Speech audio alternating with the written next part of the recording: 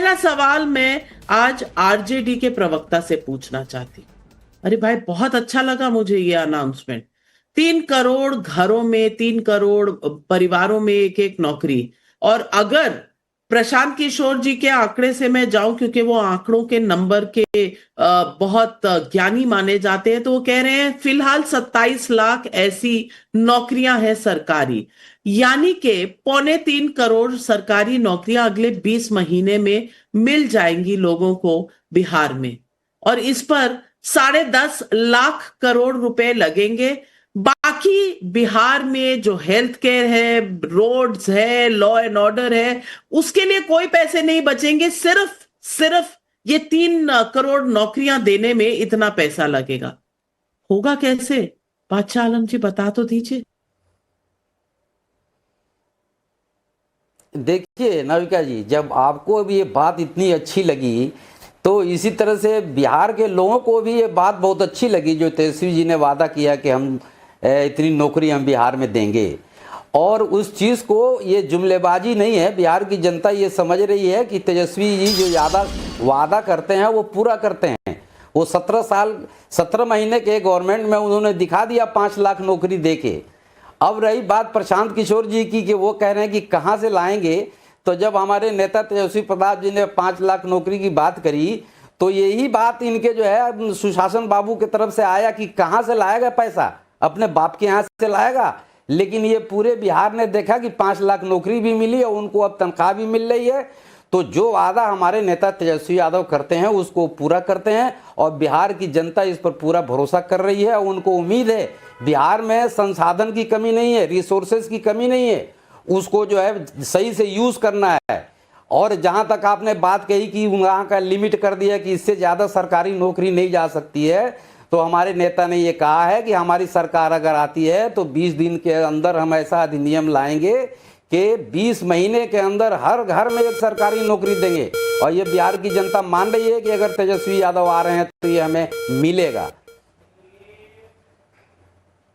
बात बहुत अच्छी लगी, बात का तो क्या ही है। लेकिन अजय आलोक जी, इनके पास कौन सी जादू की छड़ी है जो तेलंगाना में नहीं चली, जो हिमाचल में नहीं चली, जो कर्नाटक में नहीं चली, लेकिन बिहार में चल जाएगी? 10.5 लाख करोड़ रुपए सिर्फ नौकरियों का बिल। और जो पहले के लोग हैं उनके पेंशन का बिल अलग, बाकी चीजें अलग। ये होगा कैसे? या फिर ये मुंगेरी लाल के हसीन सपने हैं? लेकिन एक बात देखिए आपने अजय आलोक जी, वोट चोरी की बात तेजस्वी जी ने करी ही नहीं। वो हाइड्रोजन बॉम्ब कहां चला गया, मेरी समझ में नहीं आया। आपको आया? लेकिन बिहार में हमने इसको पूरा करके दिखाया है अपने 17 महीने की सरकार में। वो तो एटम बम जब फूटा था तभी मुझे समझ में नहीं आया था कि एटम बम था कि सुतली बम था। नाविका जी देखिए, एक बहुत पुरानी कहावत है, बर्बाद गुलिश्ता करने को बस एक ही उल्लू काफी था। अब महागठबंधन में तो कई हैं। 2024 लोकसभा चुनाव याद दिलाता हूं आपको, हम आएंगे और 5 जुलाई से महिलाओं के खाते में हर 3 महीने पे 25,000 रुपया खटाखट, देश से गरीबी झटके से खत्म। ये डायलॉग था ना फेमस, हर 3 महीने पे 25,000 महिलाओं के खाते में, गरीबी देश से झटके से खत्म। दादी 50 साल तक चिल्लाते रह गई गरीबी गरीबी हटाओ, पिताजी उसी नारे पे चलते गए, अब पोता आया 1 सेकंड में खटाखट गरीबी हटाओ। उसी तरह ये आया वहां से। इनका बिहार में इन्होंने फर्जी जातिगत जनगणना जो करवाया, जिसको राहुल गांधी ने फर्जी कहा, मैंने नहीं कहा, उसके हिसाब से बिहार में 2,97,00,000 परिवार है। एक एवरेज एस्टिमेट है 3.25 करोड़ परिवार है। 3.25 करोड़ परिवार में से हर एक को एक एक सरकारी नौकरी दिए देंगे। पूरे देश भर में सारी राज्य सरकारों को मिला लें, केंद्र सरकार को मिला लें, तो कुल सरकारी नौकरी 2,65,00,000 है। पूरे देश, सारे प्रदेश, यूटी और केंद्र सरकार को मिला के 2,65,00,000 सरकारी नौकरी है टोटल।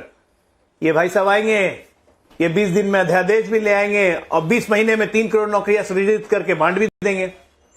गजबे विजन है। प्रॉब्लम क्या है कि विजन का रिवीजन कभी नहीं करते हैं। और दूसरा ये आरजी इफेक्ट जो लग गया ना साथ में, 20 साल तो रहे गड़बड़ाने वाला बातचीत सब शुरू हो जाता है। दिखा दिया आरजेडी में जब, अरे भैया अगर मैं गलत बोल रहा हूं तो आप देख लो, अगर मैं गलत बोल रहा हूं तो देख लो।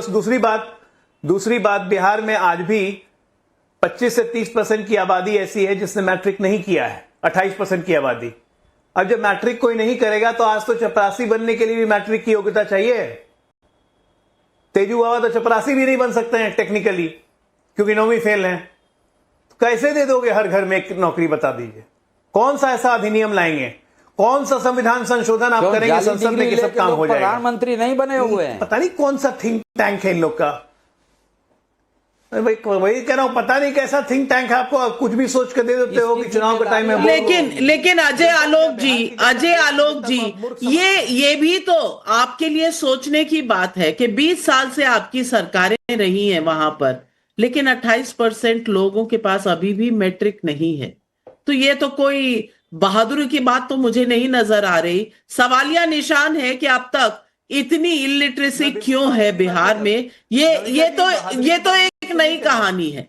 लेकिन निखिल जैन से मैं पूछना चाहती हूं, भैया जी बॉम्ब कहां चला गया?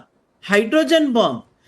तेजस्वी को आप मुख्यमंत्री मान नहीं रहे हैं, वो सारे अपने इरादे जो है नौकरी देने के लिए वो बोलते चले जा रहे हैं। राहुल गांधी जी बगोटा में बॉम्ब छोड़ेंगे कि बिहार में? बगोटा में बॉम्ब छोड़ने से थोड़ी बिहार का चुनाव जीता जाएगा। क्यों निखिल जी? अभी तो सुप्रीम कोर्ट ने भी लताड़ दिया, इलेक्शन कमीशन के पास कोई कंप्लेंट नहीं गया।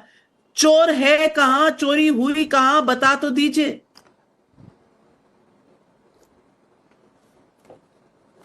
नाविका जी, सबसे पहले तो मैं अपनी आपत्ति दर्ज कराना चाहूंगा कि किस तरीके से भाजपा के प्रवक्ता यहां बैठ के बिहार की जनता का अपमान कर रहे हैं। ये कहते हैं कि बिहार की 25 से 28% जनता ने तो मैट्रिकुलेशन नहीं करा, क्या नौकरी दे देंगे। तो बेसिकली ये यही कहना चाहते हैं कि जितनी भी नौकरियां इस देश में हैं, देश में बनेंगी, बिहारियों के लिए नहीं है, बाकी सबके लिए है। दूसरी बात मैं ये बता दूं, इनके आंकड़े इतने गलत हैं क्योंकि 85% बिहार की जनता मैट्रिकुलेशन नहीं कर पाती। 20 साल का सुशासन की दुहाइयां दी जाती हैं कि किस तरीके से नीतीश बाबू ने तो बिहार की रूपरेखा बदल दी, भाजपा ने बिहार की रूपरेखा बदल दी, मोदी जी ने देश की रूपरेखा बदल दी। बावजूद इसके 85% बिहार की जनता मैट्रिकुलेशन नहीं कर पाई। और मैट्रिकुलेशन के लिए ये कहते हैं कि चपड़ासी भी नहीं बन पाएंगे, पर अगर रोजगार बनाने की नियत होती तो ये समझते कि किस तरीके से रोजगार बनाया जा सकता है। इतनी पीएसयूज बनाई गई, मनरेगा की स्कीम लाई गई, उसके लिए बहुत सारी नौकरियां ऐसी बनाई गई देश में जिसके लिए कोई मैट्रिकुलेशन की जरूरत नहीं है। और तेजस्वी यादव आज इन्हीं लोगों को, इसी बिहार की जनता को जिन्हें भाजपा के शासन में गरीब छोड़ा गया है, उनको नौकरी देने की बात कर रहे हैं, उन्हें एम्पावर करने की बात कर रहे हैं। रही बात वोट चोरी, निखिल जी मनरेगा में सरकारी नौकरी होता है क्या? अरे आप लोग सारे देश को ऐसे भटका रहे हैं, ऐसे इधर उधर करा रहे हैं। मनरेगा में क्या सरकारी नौकरी मिलता है? 100 दिन का रोजगार मिलता है, बस टेम्पररी।